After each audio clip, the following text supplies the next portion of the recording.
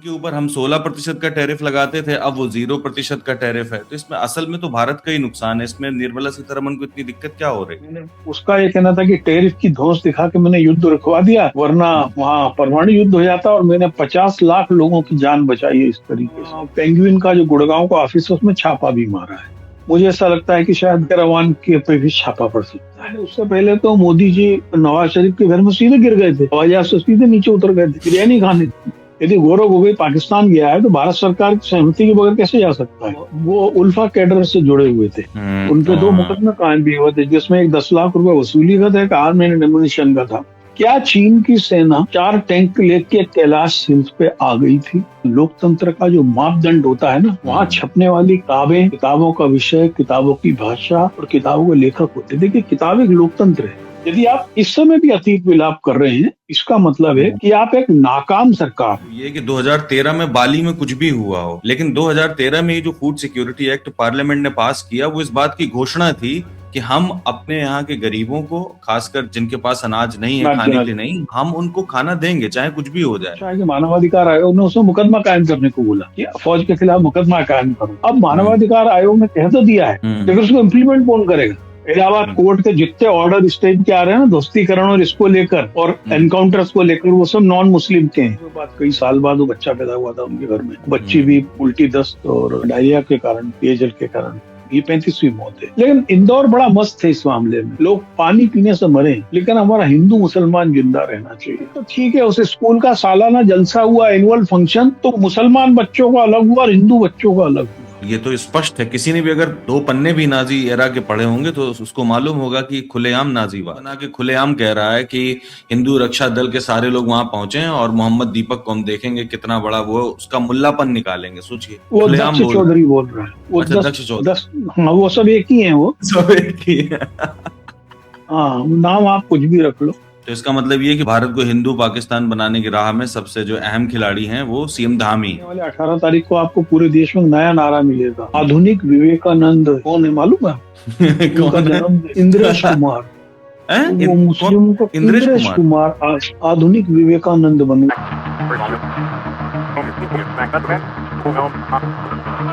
सलाम, नमस्कार, मैं हूं कुणाल पाठक और आप देख रहे हैं द लखनऊ पोस्ट आज का अखबार। इस कार्यक्रम में मेरे साथ मेरे मेहमान हैं लेखक, पत्रकार, विचारक और indiaclimatechange.com के फाउंडर पंकज चतुर्वेदी जी। पंकज जी, स्वागत है आपका। पिछले दिनों से मैं देख रहा हूं कि जो इलाहाबाद हाई कोर्ट है वो काफी सख्त, कम से कम दिख तो रहा है। जैसे पुलिस पर उसने कहा कि आप हाफ एनकाउंटर इसलिए कर रहे हैं क्योंकि आपको लगता है कि इससे आपकी वाहवाही बढ़ेगी। अभी आज के अखबार में ये है जिसमें कोर्ट कह रहा है कि आप बिना अनुमति के संपत्तियों का ध्वस्तीकरण नहीं कर सकते हैं, आप लोगों के घर क्यों बुलडोज कर रहे हैं। और सजा के तौर, सबसे अहम बात जो उन्होंने कही वो ये कि सजा के तौर पर इमारतों को तोड़ना शक्तियों के बंटवारे का उल्लंघन है, सजा देना हमारा काम है, यानी कि कोर्ट का काम है, आप क्यों सजा दे रहे हैं? ये तो सुप्रीम कोर्ट ने कहा था। सुप्रीम कोर्ट का जो डिसीजन था वो यही था, और उसी सुप्रीम कोर्ट के डिसीजन पे ये रिट लगाई गई थी कि बगैर किसी अनुमति के, बगैर के मकान क्यों तोड़ा गया। ये जो हाफ एनकाउंटर तरीकत कोई शब्द होता नहीं है ना, किसी को गोली मारकर लंगड़ा बना देना जो उत्तर प्रदेश की रीत है, उसमें कोर्ट ने साफ साफ बोला था कि यदि आप इस प्रकार का कोई एनकाउंटर करते हैं तो आपको इमीडिएटली एक क्रिमिनल केस रजिस्टर्ड करना होगा, और उस क्रिमिनल केस की जांच जो है सीआईडी या किसी दूसरी ब्रांच को देनी होगी। आप करते हैं तो ऐसा? हाँ, लेकिन मुझे नहीं लग रहा कि अभी भी ये सरकार ऐसा कुछ कर रही, क्योंकि ये सरकार तो बहुत ही उस तरीके की, अभी वो अनुज चौधरी के मामले में भी हाई कोर्ट ने बोल दिया कि उसमें मुकदमा कायम नहीं होगा। उस पर भी है ना, फिलहाल रिट रोक लगाई है उन्होंने, लेकिन उसके लिए उस केस की सुप्रीम कोर्ट की तैयारी भी पूरी होगी। लेकिन है क्या कि न्यायपालिका केवल आदेश दे सकती है, जो कार्यपालिका है यदि उसको नहीं माने तो आप क्या कर लोगे? बुलडोजर से आप मकान नहीं गिरा सकते। ये आदेश तो 1 साल पहले सुप्रीम कोर्ट दे चुकी थी, लेकिन किसी भी राज्य सरकार ने उसको नहीं माना, ना किसी के खिलाफ कंटेम्प्ट की कार्रवाई हुई, ना किसी को जेल भेजा गया। अभी आपको बताया कि जो एक है ना भाई, क्या होता है कि पुलिस क्या कहती है कि ये जो बिल्डिंग है ये अवैध कार्य में शामिल थी, यानी वो उसको आपको उस तरीके का आपको कहने लगेंगे वो। लेकिन अवैध कार्य में शामिल का मतलब ये नहीं कि आप उसको बुलडोज कर दोगे। हम्म। मैं इसमें आपको अभी एक केस बताऊं कि पिछले साल फरवरी में कश्मीर में हम्म। एक ट्रक ड्राइवर को फौजियों ने मार डाला था। उसको ये शब्द इसलिए कह रहा हूँ कि वो ट्रक लेके आ हम्म। रहा था, उसको गोली चला दी, उसको सीधे पॉइंट ब्लैंक से गोली मारी। वो अपने घर में हम्म। अकेला कमाने वाला था और सेव फल का ट्रक लेके वो कोलकाता जा रहा हम्म। था। और उसके बाद जब उस पर हल्ला गुल्ला हुआ तो आर्मी ये प्रूव नहीं कर पाई कि ये आदमी सस्पेक्टेड था या आपने उसको क्यों गोली मारी। लेकिन जो कश्मीर है, कश्मीर में तो एक फौज का शासन चलता है। हम्म। तो तमन्ना ने उसमें एक NHRC मानव अधिकार आयोग में एक लीड किया था। और उसमें कल ही अच्छा है कि मानवाधिकार आयोग ने उसमें मुकदमा कायम करने को बोला कि फौज के खिलाफ मुकदमा कायम करो। अब हम्म। मानवाधिकार आयोग ने कह तो दिया है, हम्म। लेकिन उसको इम्प्लीमेंट कौन करेगा? आप लड़ते हम्म। रहो, वो कोई वहां वो बोले हम नहीं करेंगे। ये बात तो आप सही कह रहे हैं। और वो जो आप जिसकी बात बता रहे हैं वो ड्राइवर मुस्लिम था। जाहिर है कश्मीर का था तो मुस्लिम ही था।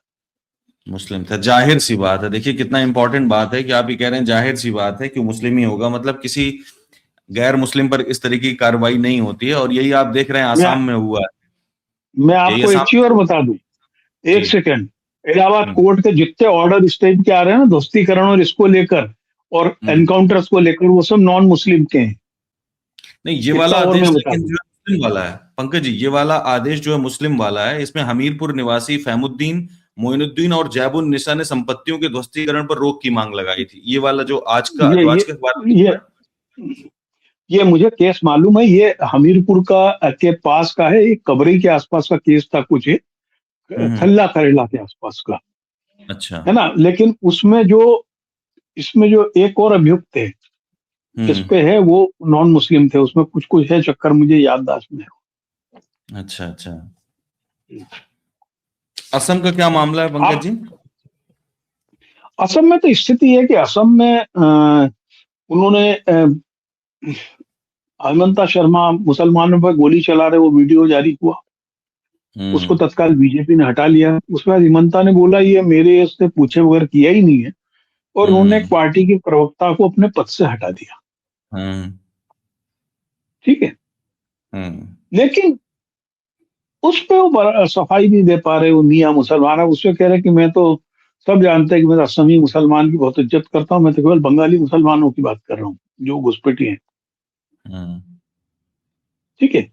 लेकिन आप हम्म। दुर्भाग्य, आप देखिए बंगाली मुसलमान तो ठीक है, लेकिन आप गौरव गोगोई के पीछे कैसे पड़े? आपने एक SIT गठित की एक साल पहले। उसमें ये हम्म। बोला कि गौरव गोगोई और गौरव गोगोई की पत्नी एलिजाबेथ अमेरिकन नागरिक है। वो एक अमेरिकन फर्म में काम करती थी। हम्म। तो उन्होंने बोला इनके पाकिस्तान से संपर्क है। और उस पे अभी एक SIT की रिपोर्ट आई, उसने बोल दिया कि इन सब के पाकिस्तान, ये पाकिस्तान दौरे पे गए हैं सब कुछ। अरे भाई, यदि गौरव गोगोई पाकिस्तान गया है तो भारत सरकार की सहमति के बगैर कैसे जा सकता है? और जिस समय गौरव गोगोई के पाकिस्तान जाने की बात आ रही है, उसके उस समय तो, उससे पहले तो मोदी जी नवाज शरीफ के घर में सीधे गिर गए थे, हवाई जहाज से सीधे नीचे उतर गए थे बिरयानी खाने। तो हम्म। पाकिस्तान जान लो, मैं भी पाकिस्तान गया हूँ, तो 2 बार गया हूँ, लेकिन सरकार की अनुमति से गए ना। ऑब्वियसली। बगैर अनुमति को कोई जा नहीं सकता। और आप सोचिए कि हम शीशा लेदर के किस लेवल पर हैं कि गौरव गोगोई के 7 और 8 साल के जो बच्चे, उनके फोटोग्राफ पब्लिक कर दिए उन्होंने कि ये सब बच्चे भी पाकिस्तान गए थे इनकी नागरिकता को लेके ना। हम किस स्तर पे, जबकि राष्ट्रीय बाल आयोग स्पष्ट रूप से कहता है कि हमें ये सब नहीं करना चाहिए। हम्म। वो चुनाव जीतने के लिए कुछ भी तो करने को तैयार है। हेमंता वो जो है कुछ वो कुछ भी भी। करने को तैयार नहीं। और हम्म। हिमंता का रिकॉर्ड क्या है, जो मैंने महसूस किया कि चूंकि पहले वो, अब वो उल्फा कैडर से जुड़े हुए थे, उन पे 2 मुकदमे कायम भी हुए थे, जिसमें एक 10 लाख रुपए वसूली का था, एक आर्म एंड एम्युनिशन का था। तो उनको उस मुकदमों से मुक्त होना था, तो वो कांग्रेस में आ गए, उस समय कांग्रेस की चलती थी। हम्म। ठीक है ना। बेसिकली जो आदमी इस प्रकार के सेपरेटिस्ट ऑर्गेनाइजेशन से कभी जुड़ा रहा हो, हालांकि हम्म। अदालत ने उनको बरी कर दिया था, लेकिन अदालतें सरकार बदलने के साथ कैसे लोगों को बरी करती हैं, वो हम सेंगर से लेकर चिन्मयानंद तक सब मामलों में देखते रहे, अमित बिल्कुल शाह के सही बात। मामले में भी देखते रहे हैं, है ना। तो अब वो जो उनकी पपेट है, उसकी जो डोर है, वो अब बीजेपी के हाथ में। तो अब जो बीजेपी। आदमी है ना, जिस जिस हम्म। आदमी की विचारधारा में ही वो देश के विपरीत जाने वाली हो, तो आप उसके उससे और क्या उम्मीद करेंगे, है ना। और आपको और एक बता दूं, अकेले हाँ। मसला हेमंता का असम तक सीमित नहीं रहता है। ये हम्म। जो मेघालय में अवैध कोयले की खनन का मामला चल रहा है, हम लोग हम्म। 2010 में सुप्रीम कोर्ट वहां के रेड होल माइंस को लगभग स्ट्रिक्टली बंद कर चुकी है। वहां से जितना कोयला आता है या हम्म। जाता है, वो सब गुवाहाटी से और असम से ही उसकी लोडिंग अनलोडिंग होती है। और उसकी लोडिंग अनलोडिंग यहाँ बागपत और मेरठ तक के भट्टों तक आती है। इस पूरे बता। खेल के अंदर असम सरकार इन्वॉल्व होती है। 27 लोग मर गए वहां पे ब्लास्ट में, 27 लोग मर गए, सही बात है ना। है। रेड बुल और ये माइनिंग हम पहली लोगों ने बार कई नहीं है। बार। ये जयंतिया हिल्स पे जो ये है, ये लगातार हम्म। चलते जा रहा है। और ये पूरा खेल में असम भी शामिल होता है। मेघालय से हम्म। आप कहीं से भी उड़ के नहीं आ सकते हो। मेघालय से भी आपको कोई माल लेके आना है, तो पूरे हम्म। असम को पार करना है आपको, हम्म। कम से कम और 5 बजे।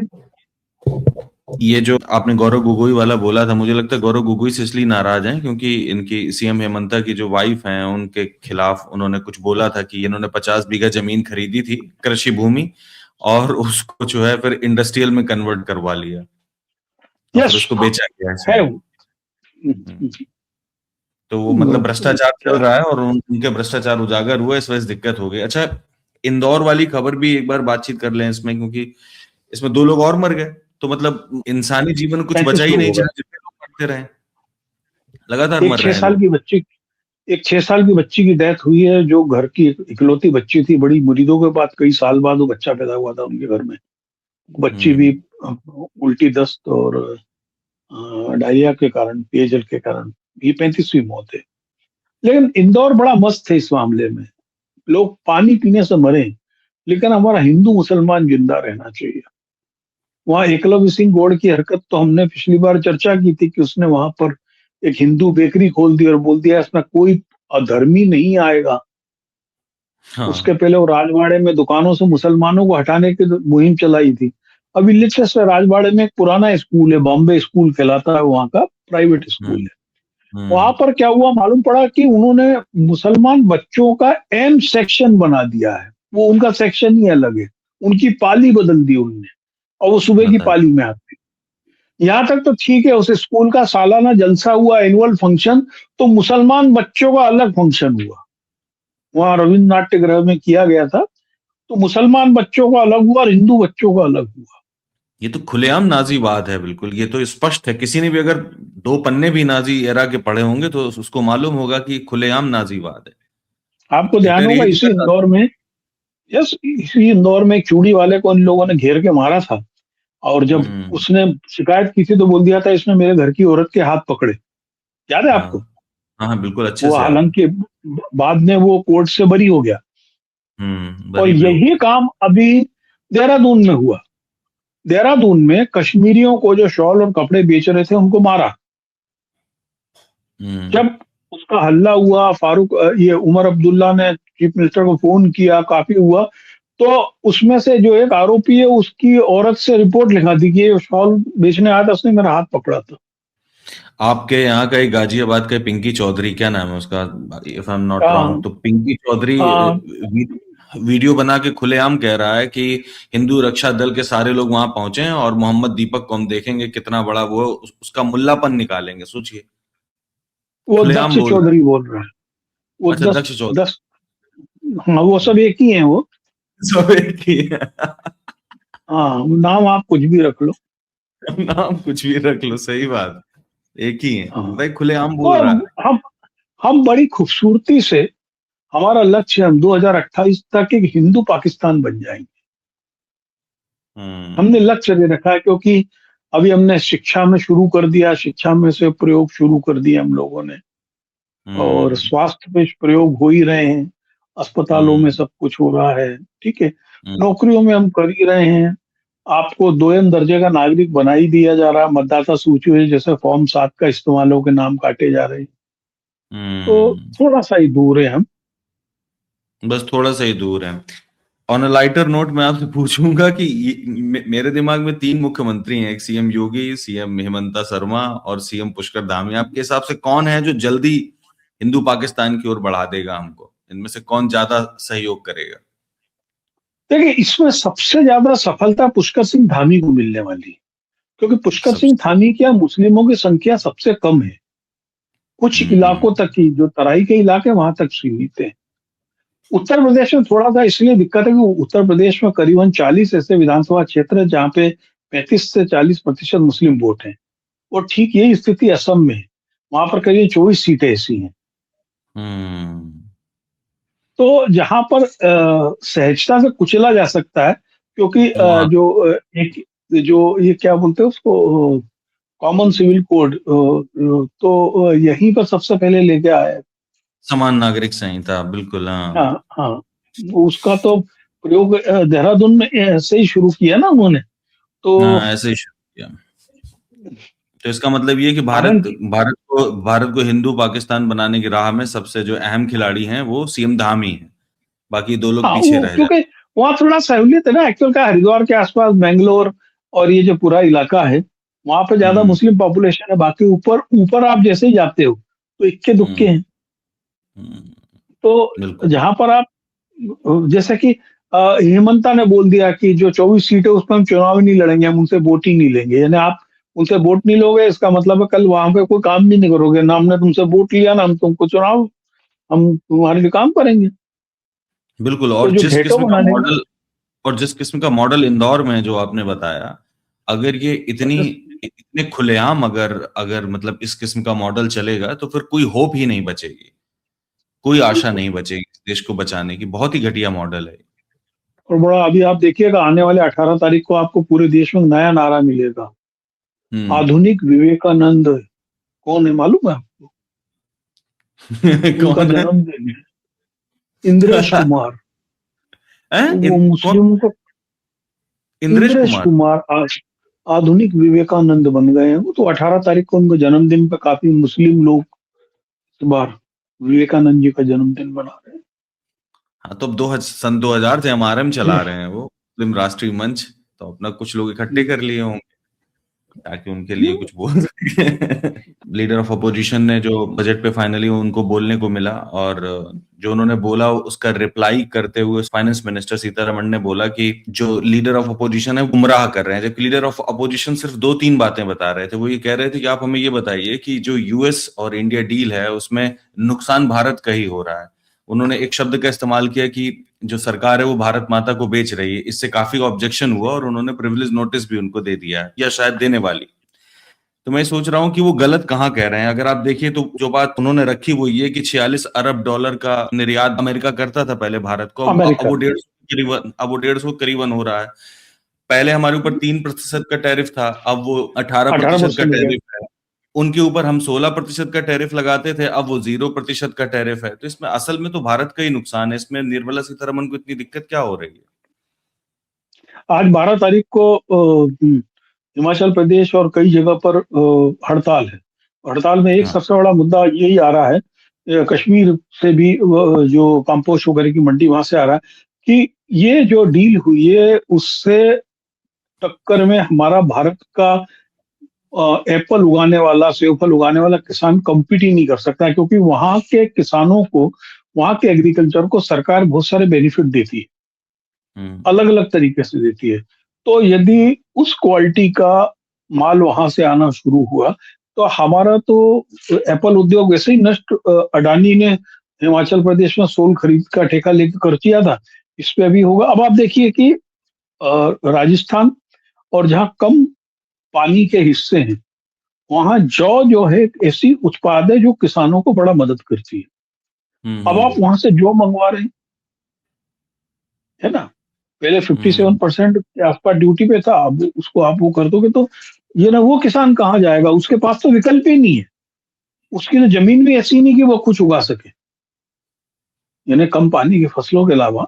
तो ऐसी कई चीजें हैं कि अमेरिका के सामने भारत ने जो सरेंडर किया है व्यापार की टेबल पर, वो। और दूसरी तरफ आप देखिए कि ट्रंप ने कल एक मैगजीन को इंटरव्यू में फिर बोला, ये 80 बार बोल चुका है, ये 80वीं बार है कि भारत और पाकिस्तान का युद्ध मैंने रुकवाया। उस अंडरकोट वर्ड बोले, दोनों लड़ रहे थे, 10 जहाज एक दूसरे के गिरा चुके थे, एक दूसरे के गिरा चुके थे। अब इसमें यह है कि एक दूसरे के में अकेले पाकिस्तान के तो नहीं, क्योंकि हम तो कह रहे हैं हमने पाकिस्तान के 6 या 7 गिराए, तो 10 गिराए थे। इसका मतलब है कि हमारा भी कोई नुकसान ट्रंप के अनुसार हुआ है। और मैंने उसका ये कहना था कि टैरिफ की धौंस दिखा के मैंने युद्ध रुकवा दिया, वरना वहां परमाणु युद्ध हो जाता, और मैंने 50 लाख लोगों की जान बचाई है इस तरीके से। और ये भी कहा भारत साथ में में कि नरेंद्र मोदी का पॉलिटिकल करियर खत्म कर सकता हूं मैं, पर करूंगा नहीं, because I love Modi and करूंगा नहीं, लव्स मी। हाँ, मोदी लव्स मी। तो ये जो है, और दूसरी चीज है कि एक अमेरिका का राष्ट्रपति जिसके सामने आप सरेंडर कर चुके हैं, वो यदि बार बार ऐसा कह रहा था कि हम लोग आधिकारिक रूप से इसको डिनाई क्यों नहीं करते। जैसे नरवणे की किताब को मसला देखिए, नरवणे की किताब को लेकर पूरा मुद्दा राजनाथ सिंह से लेकर सबने यहाँ पे शुरू कर दिया कि वो किताब है ही नहीं, एग्जिस्ट ही नहीं करती है। कल दिल्ली पुलिस ने एक मुकदमा कायम किया था परसों, और कल उन्होंने पेंगुइन का जो गुड़गांव का ऑफिस है उसमें छापा भी मारा है। करीबन 4 घंटे दस्तावेज देखते रहे। मुझे ऐसा लगता है कि शायद कैरावान के पे भी छापा पड़ सकता है। और सबसे बड़ी चीज है कि इसमें पुलिस ने ऑफिशियल सीक्रेट एक्ट के अंतर्गत कार्रवाई करने की सोच रहे हैं, जिसमें कोई जर्नलिस्ट और राहुल गांधी को भी फंसा सकते हैं। असल मसला किताब नहीं है, असल मसला ये है कि क्या उस दिन जून में गलवान वाली घटना हुई और अगस्त की घटना बताई जा रही, क्या चीन की सेना 4 टैंक लेके कैलाश हिल्स पे आ गई थी? हाँ, बिल्कुल। असल मसला ये है, असल मसला है, ये है, और इस बात से डिनाई नहीं किया सरकार ने। एग्जैक्ट। असल मसला ये है कि क्या एक डेमोक्रेटिक कंट्री में किसी किताब की मंजूरी के लिए 2 साल से अधिक आप रख सकते हैं? क्योंकि मैंने पहले भी बोला है, आपको बताऊं, हर देश की डेमोक्रेसी का, लोकतंत्र का जो मापदंड होता है ना, वहां छपने वाली किताबें, किताबों का विषय, किताबों की भाषा और किताबों के लेखक होते हैं। देखिए, किताब एक लोकतंत्र है, हर पाठक को हक है वो कौन सी किताब पढ़े, किस भाषा में पढ़े, किस लेखक को पढ़े, किस फॉर्म में पढ़े, डिजिटल पढ़े कि प्रिंटेड छप पढ़े, आधा छोड़ दे, खरीदे और नहीं पढ़े। यही डेमोक्रेसी है। और उस पर क्या प्रतिक्रिया दे, ये भी डेमोक्रेसी का हिस्सा है। यस, ये भी डेमोक्रेसी, एग्जैक्ट। जब आप एक इतने बड़े आदमी की किताब को इस तरीके से रिव्यू के नाम पे रोक सकते हैं, तो सवाल असल में किताब है कि नहीं है, ये नहीं है। क्या हमने गलवान में के बाद में चाइना के सामने सरेंडर किया? क्या हमने अमेरिका के सामने सरेंडर किया? क्या हमारे यहाँ किताब छापने की प्रक्रिया दिनों दिन सेंसर के आपातकाल से बदतर होती जा रही है? सवाल ये है। ये तो अंग्रेजों के जमाने की चली गई ना पंकज जी, जिसमें पत्र पत्रिकाओं के प्रकाशन से पहले सरकार सारा कुछ देखती थी। ये तो अंग्रेजों के जमाने पर बात चली गई, मतलब ब्रिटिश कालीन हो गई बात। तो स्वतंत्र भारत में ये सब शोभा नहीं देता है। लेकिन एक और बात है जिसको लेकर बातचीत करना जरूरी है, वो ये कि वित्त मंत्री कह रही हैं कि देश कांग्रेस ने बेचा था, और वो कह रही हैं, वो जो WTO का हवाला दे रही हैं, 2013 में जो बाली में जो मीटिंग हुई थी उसमें कह रहे हैं मतलब कांग्रेस ने बेच दिया था भारत को वहां जा करके, और 2014 में जब मोदी जी आए तो वो जाके ठीक करके आए उसको।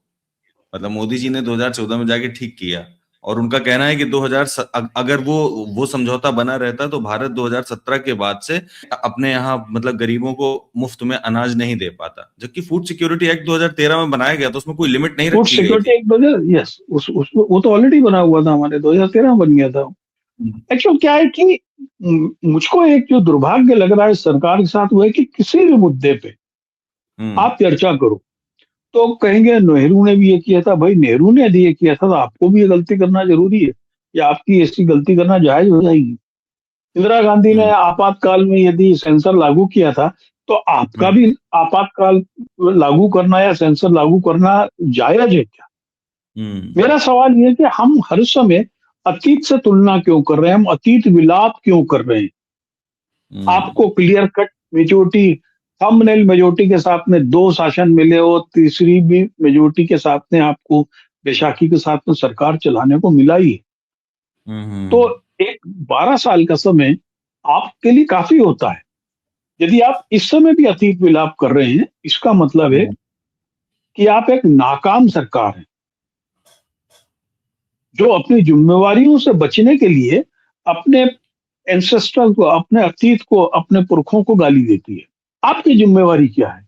बिल्कुल, ये जो तथ्य रख रही हैं, जिसमें कह रही हैं कि जनवरी 2017 से भारत किसानों से अनाज नहीं खरीद पाता और राशन नहीं दे पाता।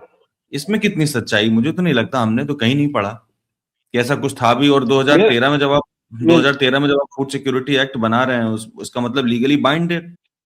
देखिए, यदि हम गेट्स जब से लागू हुआ था विश्व 1990 से, तब से 94 साइमल्टेनियसली 95। 2 साल है ना, 94-95 1990 में उसका फर्स्ट ड्राफ्ट आया था, 94-95 में एग्रीमेंट होने शुरू हुए। उस समय से ही बात हो रही थी कि हम सब्सिडीज को खत्म करेंगे। हम किसी विशेष वर्ग के लिए, तो ये बहुत पहले से बातें होती रही, लेकिन सरकार अपनी जो अकाउंटेबिलिटी है उससे कभी पीछे हटी नहीं। यदि सरकार को ये करना होता तो अकेले फूड सिक्योरिटी एक्ट, मनरेगा या एजुकेशन गारंटी स्कीम सर की जो पब्लिक फ्रेंडली स्कीम्स है उनको लेके ही नहीं आ पाती। हमारा बिल्कुल सही मेरे कह हिसाब रहे हैं। से वो कुछ मिसकोट कर रही हैं, क्योंकि बहुत स्पष्ट बताऊं कि मैं उस संधि के बारे में इतना अभी पढ़ा नहीं हूं, तो मैं दावा नहीं कर सकता हूं। लेकिन मैं ये भी नहीं कह सकता हूं, क्योंकि उसके बाद की जो सरकारी योजनाएं, ऐसी कोई भी ऐसी योजना थी जिसके अंदर, यानी इंक्लूडिंग सब्सिडी को लेकर या भावांतर योजनाओं को लेकर, ऐसा तो कुछ हमारे यहाँ से कुछ ऐसा हुआ नहीं था। यदि होता तो एग्रीमेंट के अकॉर्डिंग तो हम वही से बंद कर सकते। बिल्कुल। और सबसे अहम बात पंकज जी जो कॉमन सेंस की, वो ये है कि 2013 में बाली में कुछ भी हुआ हो, लेकिन 2013 में ही जो फूड सिक्योरिटी एक्ट पार्लियामेंट ने पास किया, वो इस बात की घोषणा थी कि हम अपने यहाँ के गरीबों को, खासकर जिनके पास अनाज नहीं है, मैं खाने देना के लिए नहीं, हाँ, हम उनको खाना देंगे चाहे कुछ भी हो जाए। तो बाली में क्या हुआ था, इस बात से कोई मतलब नहीं। अच्छा, ठीक है पंकज, इसको ठीक खत्म है। करते हैं। Back up, man.